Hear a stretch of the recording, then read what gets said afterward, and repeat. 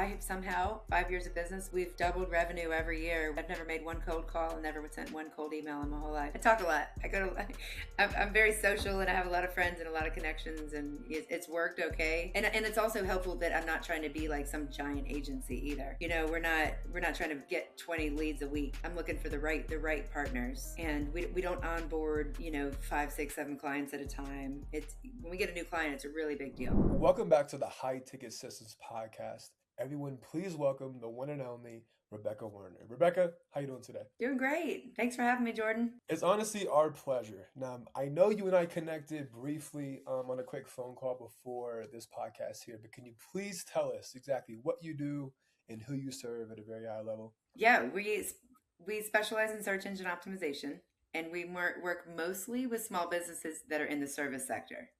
So you think anybody that goes to Google and looks for blankety blank service near me, we want them to connect with our clients instead of their competitors.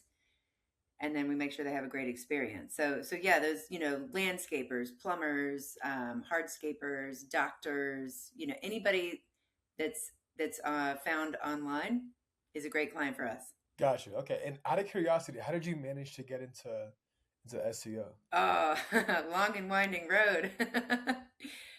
um, I'm like, oh, which part of this long story do I want to tell you? So I've spent my whole life. I knew I was going to be in marketing and advertising, no question about it. That's just the brain I was given. No sense in bucking the system. But it became abundantly clear to me with my first internship in college that I was not going to be where I thought I was. I thought I was going to be, in power suits and high heels in some big, office. And um, it just wasn't a good fit for me. I know how to sell sugary cereal to children, and I know how to make women feel ugly without your makeup, and I have no interest in doing either thing. So, I kind of came to this place where I was like, what am I going to do with all of this knowledge that I have? And, thought, oh, maybe nonprofit will be my place. Bounced around there, a little bit more fundraising, a little less of my marketing brain was getting used. And ran into an old friend from high school at an ice cream shop. We both had our kids with us. And I said, hey, what have you been up to? And he said, oh, I own a marketing agency. And he said, how about you? And I was like, doing a whole bunch of the wrong things, like in a bunch of wrong places. And I said, who do you work with? He said, oh, small businesses. We help, we essentially just help small businesses grow. And I was like, that's my jam. That's what I want to do. I said, I want to come work for you. He said, great, come on. I'm actually looking for somebody.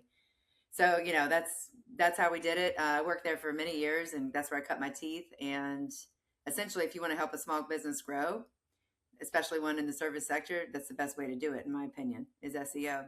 We layer on digital ads and do all the other things too, but SEO is like the foundation of growing your business, in my opinion. I cannot agree more because imagine you are a target audience for a plumbing company, right? You have a problem. Where do you go? To Google.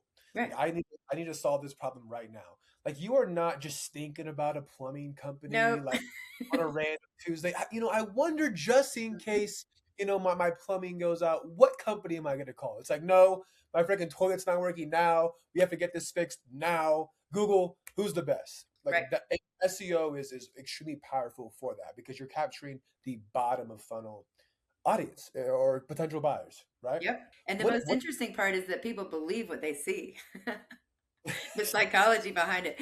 People believe ChatGPT when you ask for the top 10 plumbers in your area. They believe they're actually the top 10 plumbers in their area. Really, it's just the best top 10 SEO agencies behind the plumbers.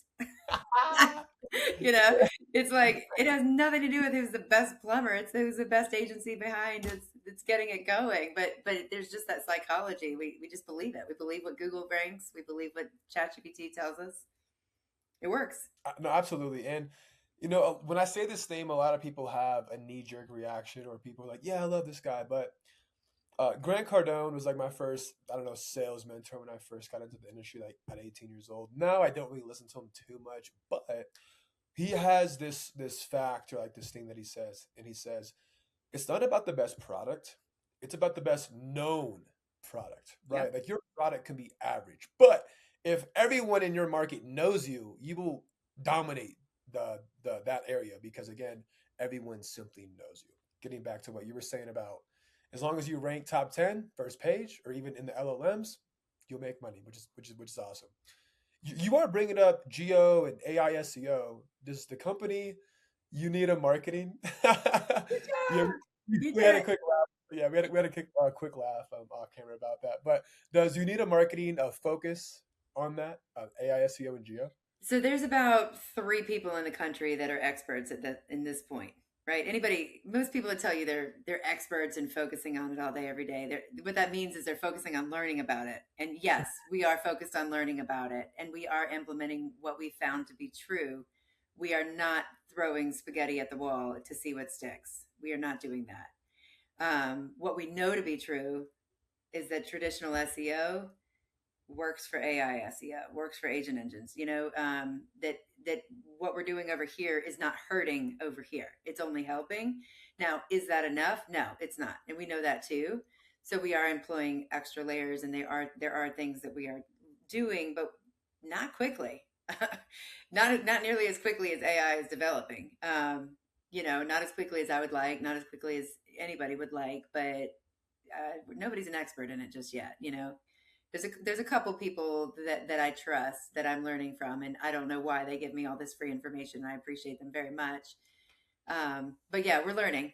We're learning as we go with that. But I do want to say it goes past just being in the right place at the right time, right? So that's where like the other lovely piece of what we do comes in handy, where it's like you can be there, but if you're not attractive, nobody wants to click on you, right? So we make sure that like snippet looks good, right? We make sure it's engaging, draws the reader in, makes because there's somebody above you and below you all the time, and right. So what makes them click on you versus your competitors, even on that page one?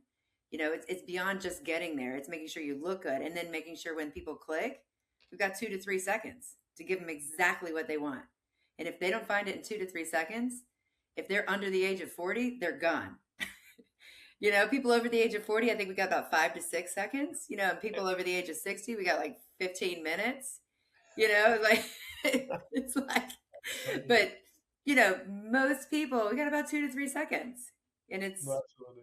if they don't see it, they're out. Do you provide the service I'm looking for? Are you in my service area? Are you available? Is it very easy to fill out a form or give a call or an email? Like if all of those areas are not satisfied immediately, they're gone. What is the psychology that you have in place for making the snippets, attractive on Google? Like, do you use direct response copywriting? Do you use problem awareness sentences, things like that? I guess what do you guys utilize? I don't use any one thing. I don't think there's a hard and fast rule. I think if you're using hard and fast rules, it's probably getting stale, and it probably needs to be readjusted. Mm. Um, right place, right time, certainly.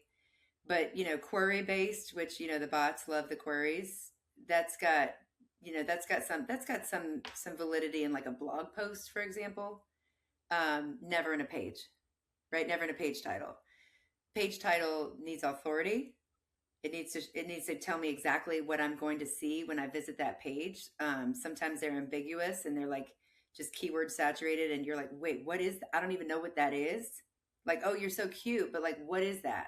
Whatever, I'm confused. I'm going on, right? Straight to the point, but at the same time, a little saucy. Like, instead of just saying like real estate agent in blankety blank city, like top real estate agent or premier or something, like just adding that little bit of sauce, into the page title, just to give it that little bit of an edge, but at the same time delivering what is it, and then the meta description. I like to include a call to action when I can, um, you know, whenever possible. Certainly in a blog, but in service pages, in service area pages, we do our best to just simply tell people what it is and make it sound really cool, so they want to click on it. Right, right, It's right. pretty simple. It got a lot easier recently when search engine results pages started pulling in the business name. That was the best. I don't know if you know about that, but we used to have to put the business name in there all the time, and it was like taking up all the characters, especially my longer named businesses. I'm always like, keep it short, please. Makes my job easier. Right. Um, but yeah, anyway, it's been great because now we don't have to necessarily get the business name in every single snippet. Yeah, no, go back to that. What exactly do you mean? So in the search engine result pages, now it shows you what business the search engine result snippet is coming from. Okay. As long as you have your site configured correctly, you know. Okay, for me, maybe I don't know, I look a lot of things up on Google. I know what business it is based on the URL. And Yeah. what you know what I mean? But like if you're like a normal consumer, you probably just don't know that. But what you're saying is, I guess, can you like paint a picture so I can like close my eyes and like see? So there's obviously there's the headline, there's the like the meta description underneath that, and you're saying I don't have to put the business name in the main headline or the meta description. It's already there. Is that what you mean? What do you mean? Yeah, yeah, like it didn't used to be, but now, like I'm looking at a search engine result page now, and it's Okay. got like the little circle icon, the business name, the URL, and then it has page title meta description. I'm like, Okay. yes. Now, Okay. of I course, see what you're when saying. Google changes its mind in 3 months and takes away that business name, we're going to have some work to do. But I'm hoping they never do. It looks so much better. Like it was Right. definitely a good move, you know. For sure. For sure. So hopefully it stays that way. We'll see. No. Okay, cool. Thank you for the context there. Now, what do you know to be true? Getting back to what you said about AI, SEO, and GEO, what do you know to be true about LLM search engines that can be transferable over to traditional SEO? It can be transferred over traditional SEO. It's more like the other way around. You know, what from traditional SEO Okay. transfers over, you know, because the Yeah. we're having to employ this new stuff. So I don't think I know the answer to that question. I don't know who does. It's a good question. But natural language is something they have in common. You know, Google favors natural language. LLMs favor natural language. Um, you know, none of the days of just keyword stuffed content are over. You know, keyword density matters. You know, you don't want to be overly saturated with your keyword, and your actual content should be about the keyword, about what you're talking about. So if you're trying to show up for this keyword phrase and you're stuffing it into a different, context, and you're just getting it in there, but it's not really about that, it's going to be harder to rank versus creating content that's based around what you're trying to rank on, right? There's a lot more like synonyms and inferences. I mean, it's just getting smarter and smarter. So when you're talking about A and you're trying to rank on B, it's a lot harder than talking about A and trying to rank on A. How does one rank on A though, from like a entire SEO perspective? Like I know very little about Oh, yeah. I mean, I can tell you, but then I'm gonna have to kill you. No, I'm just kidding. SEO. No, I'm just kidding. So yeah, it's a lot. I mean, it's a lot. I haven't been bored in a very long time, so that's good. You know, very busy. We all work really hard. Um, it starts from SEO strategy, so it always starts in research. You know, we can, as SEO professionals, we have access to tools where we can figure out the search volume of different keyword phrases, not only like in the country. You know, some people work with international agencies. I say, I'm sorry, I'm not a good fit because I can barely keep up with the United States as it is. But then we kind of get an overall gauge, and then we boil it down to geographic specificity for most of our clients, because there are trends in different areas. There's different phrases that if you don't research what's being talked about in your area, like Texas versus New York. I mean, come on, right? They say things differently, right? It's different dialect, different words. So Yeah. anyway, we figure out what to go after, and we have just lists and lists and lists, and then we create a publishing calendar based on that. We assign existing pages, the most important ones. We create new pages that need to be done. We create blogs around that. I mean, so it really all starts in the research sector, and then it comes down to content development, optimizing what you've already got, and then regularly creating new content that's optimized. Then there's the whole technical side of things too, where we've got to not just, it's not just about choosing a keyword phrase for every piece of content. It's also, is your site fast? Is it Mhm. working correctly? Is it full of broken links? Do you have internal links, external links? All the other things that go into play. It all matters. But we don't just do SEO because, and I don't think anybody should just do SEO. And if they are, they can call me and I'll do the rest. But like, you think about, you bring clients all these leads, but what if you're not testing their contact forms and they don't get their forms?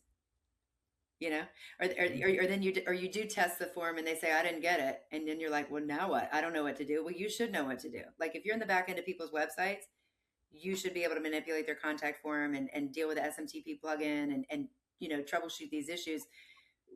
Every day is like, you know, I have this little cute list of things that I'm supposed to think I'm doing that day. And then it's, it's like, you know, it's usually just like all this, like just completely technical stuff that my clients are like, what does this mean? And I'm like, don't worry about it. We'll take care of it. It's just, you want to make sure that the site is servicing your client correctly and that it's servicing users correctly as well. Right. I mean, so it's just all got to work together. Um, there's a few So other things too that I left out. for sure, for sure. So it sounds like you also help with websites. I'm not sure if you work with on the paid ad sector of Yeah, we local do. services. Yeah. You do?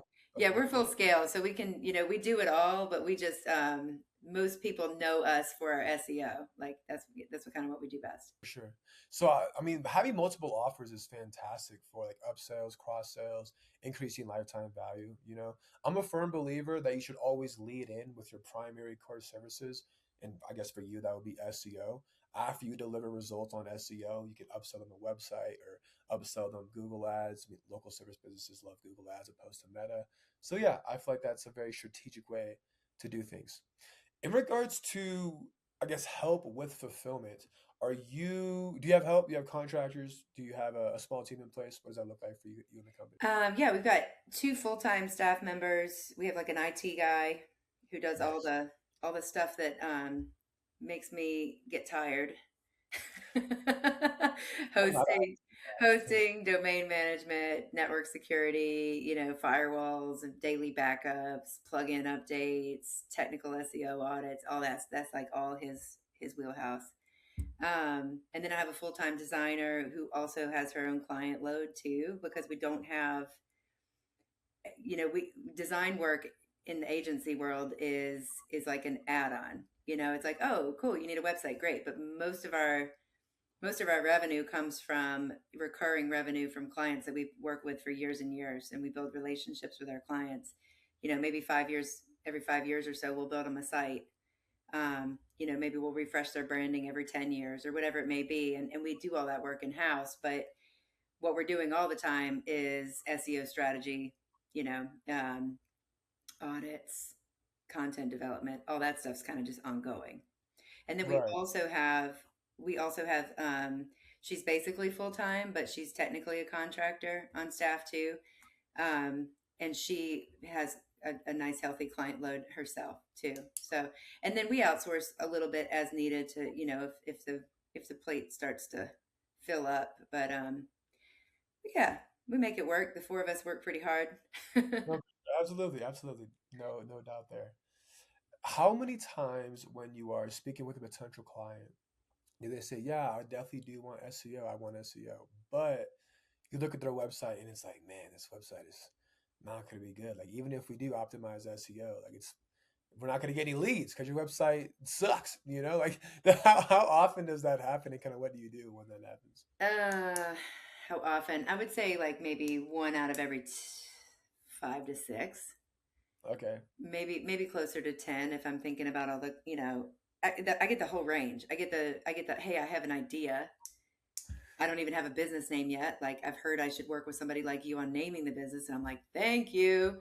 You know, let's not do the long business names that are fruity and don't tell us anything about you, you know, whimsical, whatever. Like, you know, I love helping people name their business. And then, you know, we build them the logo and we just build it from the ground up. That's like my favorite.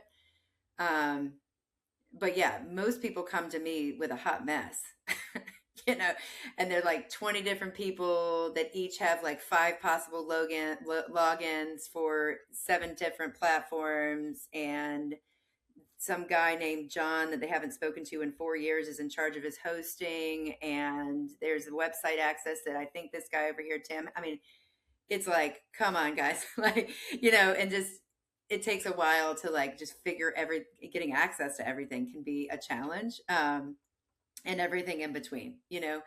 But when I see something, I say something like, yeah, if it's a hot mess that I can fix, I'll say that. I'll say, hey, this the design work's not bad. We've got a lot of work to do. Um, do you want me to do that or do you want to start over? Or I'll say, this is a teardown.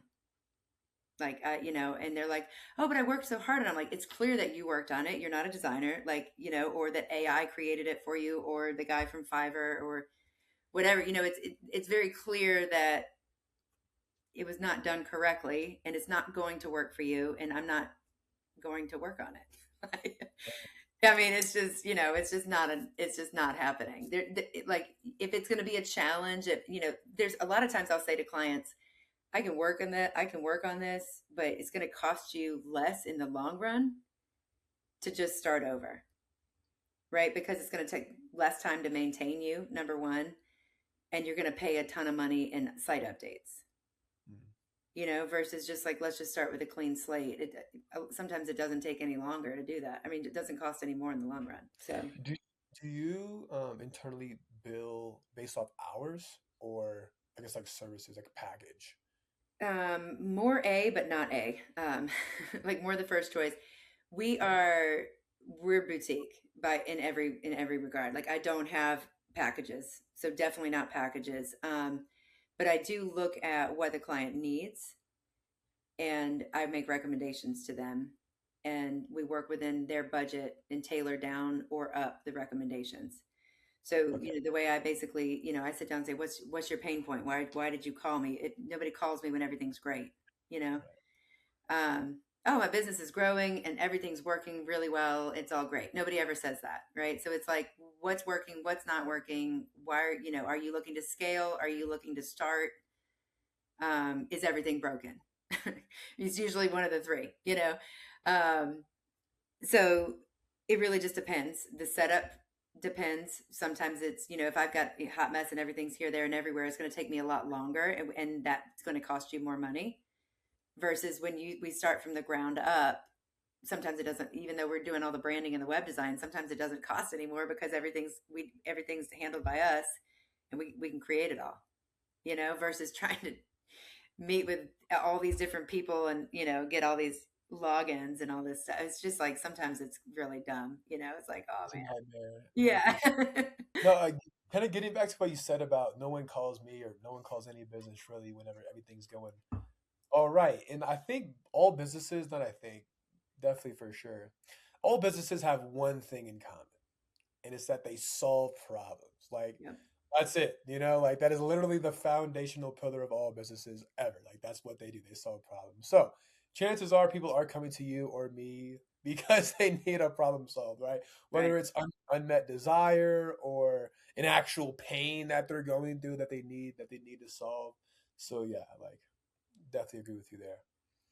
Let's see here. Do you work like, because you help local service businesses? Do you work with businesses in your own backyard, or do you work nationally? Yes and yes. I'd say, what the work we do is not confined.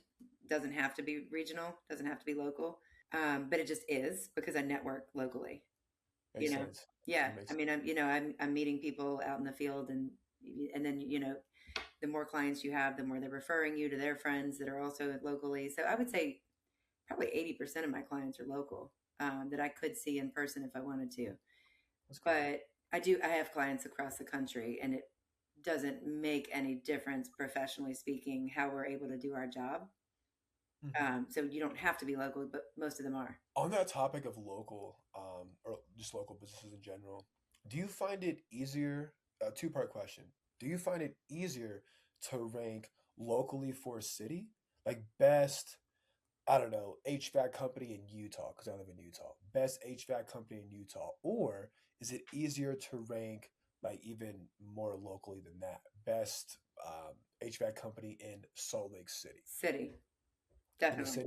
definitely. And Wait, okay, wait, easier or more effective? that was the second part, more valuable. So one Okay. is which one is easier? And the second question is which one is more valuable? I don't even know which is easier because I know what's more valuable, and that's what we go after. Cities are more valuable. Perfect. Yeah. Yeah, Okay, yeah, sounds yeah. And good. because people aren't even searching city names often. They're searching near me. They'll Okay. start blankety blank near me. Right, right, right. And it goes off your location. Exactly. Mm-hmm. Right. Yeah, Okay. yeah. Because most of the clients that we work with, it's like, you don't want one that's 4 hours away. They might be in your state, but yeah, I mean, I could see some instances where it might be appropriate, but like I know like a mortgage broker that was interesting working with a mortgage broker. I was like, whoo, it's like 20 different cities, and all. I was just like, okay, this is search engine optimization is not going to be the way that we grow your business. We're going to have to get creative here. Like we're not going to beat out Rocket Mortgage, right? I mean, like it's just not going to happen. Oh, for sure, for sure. Yeah, yeah. So In that particular case, I guess what other channels do you utilize? Would it be advertisements, ads? yeah, yes. I mean, and we would certainly go after SEO, because I will say that's something like, kind of going back to your question before, AI is using all the SEO efforts that you're doing to pull in who are the top mortgage brokers in my area.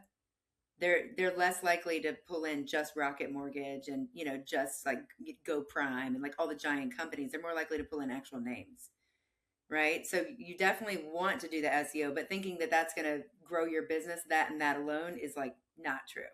You're going to have to layer on advertising. You're going to have to layer on webinars, all these other like sales funnels to draw people in. I did hear about AISCO and GEO having more benefits when it's attached to a personal brand and like your name Yeah. opposed to the company name. I wonder why that is. Well, because you're looking for top mortgage broker in my area. If you're asking for top mortgage brokerage companies, it's going to give you companies. If you ask mortgage broker, it's going to give you a names, Right, right. right? So it's pretty intuitive with that. Like it's like, oh, you want a name, you want a person, and if that person's been on Jordan's podcast, they're more likely to show up, right? Yeah, if they've got webinars, out there, if they, that AI needs to trust you. AI needs to feel like you're a credible source before they give your name. Yeah, and the difference between, like you said, people believe Google, like Oh whenever yeah, they read something on Google. But it's interesting, from my understanding, AI LLMs work a bit differently. It's like Google, you can say we're the best without necessarily like proving that you're the best. And LLMs or on LLMs, it's like, okay, you say you're the best, but like prove it. Like, right. has major domains stated or backlinked your specific website? Have you been featured in like the number one publication for XYZ industry? Do you have any awards or accolades to your name? Like that's what AI or Chat GPT means when it says like prove it. Like, okay, like who else is saying you're the number one like besides you? Yeah, Which yeah. which I think is kind of interesting. Yeah, it is interesting. And that's why you see more and more people going after publications and video content and all the things, so that they can become credible sources for AI bots. But it's also not just for AI bots, it's also for humans. I mean, I just recently obtained a new client, and before he ever reached out to me, he watched several videos. Like I do educational series for small business owners. He watched some of that content. It was on my YouTube platform. He watched several podcasts I'd filmed. By the time he called me, he already knew me, he already trusted me. It was like the easy. I didn't have to sell anything. He was like, let's do this. Let's do some business. I was like, great.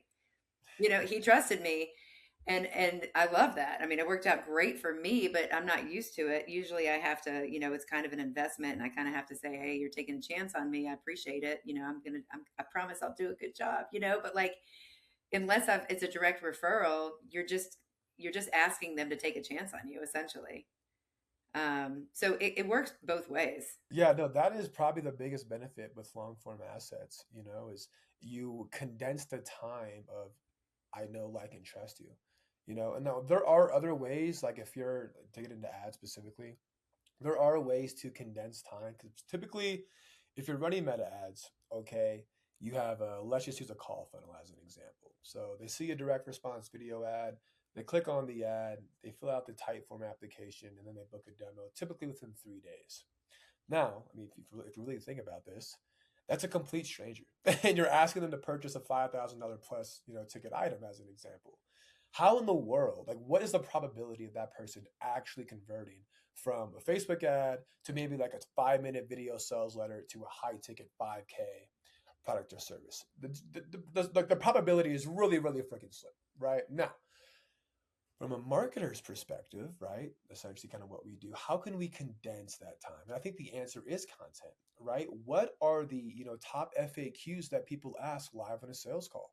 Let's front load that in between them watching the VSL and the live consultation. Let's send them like maybe 2 to 3 videos max that are really, really condensed and concise. Not condensed, well, condensed and concise that just kind of give away all the information. Like, here are the case studies, here's exactly what we do, here are the FAQs. And now you would want to take all of these assets and create deliverables where people consume it.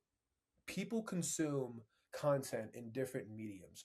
People like to watch videos, people like to read, people like to do other things with content, right? So you would want to create videos and email marketing or maybe even a text, whatever the case is. Kind of getting lost in the weeds here, but what you brought up is like really important that I think business owners should adopt.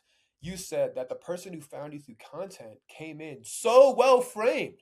Yeah, Like he didn't have any questions. He's like, "Yeah, I'm sold. Like, how much do is it? it. Let's do Yeah, it." And I think we all business owners should replicate that strategy through content. Hence, I mean, sure, I have a podcast to help me with that. I mean, obviously it's cool to like speak with people, but at the same time, like it's great to build trust with your prospects. You know what I mean? So yeah, I'm, yeah, I'm glad you found that to be true.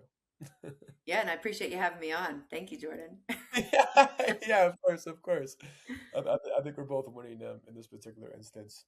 So with sure, I guess we can talk about marketing. Typically, what I do for marketing and how I get in front of my ideal customer is actually through emails. We like to utilize like an AI SDR.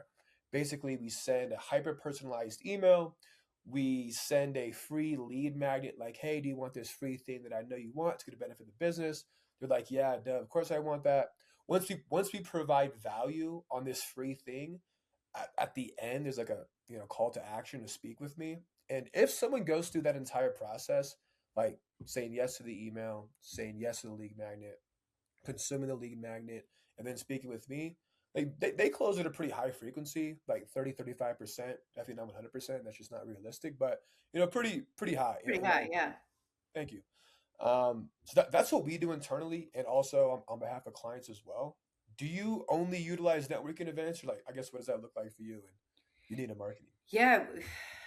It's interesting because we also utilize SEO and a lot of people find us online. Are you ranked for local, like in your own backyard? Yeah. Yeah. I feel like that's super smart. And we show up in AI too. So a lot of people have found me through AI. Oh, sick. So that's been great. I've been able to benefit in the same way that our clients are able to benefit. But yeah, primarily, I would say my number one driving lead source is boots on the ground. That's where I'm at. This is my fifth year, and I've still got my boots on the ground. And I know that day will come where I don't do that anymore. But I really enjoy it. I'm a people person, and I really enjoy solving problems. So I like hearing people's stories. And I'll go to networking events, and I'm essentially just listening out for the one that I think would be a good fit. And I'll reach out and I'll say, hey, I think we'd be a great fit if you ever want to, if you're ever looking to grow or scale your company or need help with any one-off project, whatever you need, I just want you to consider me. And a lot of times they will, and a lot of times they'll come to me for something like social media. They're like, oh, you're marketing, you do social media. That's like that's a very wide door that people they'll call me for social media help. And then I'll have the conversation of, well, do you want to grow your business? Is that why you want me to post on your social platforms every day? Because maybe we could look at some other strategies, and so to kind of open the door to some new possibilities. And it's just they didn't know about it and they weren't thinking about it. And social media is certainly a part of SEO. It does work together, but in my opinion, it's not the whole thing. It's a part.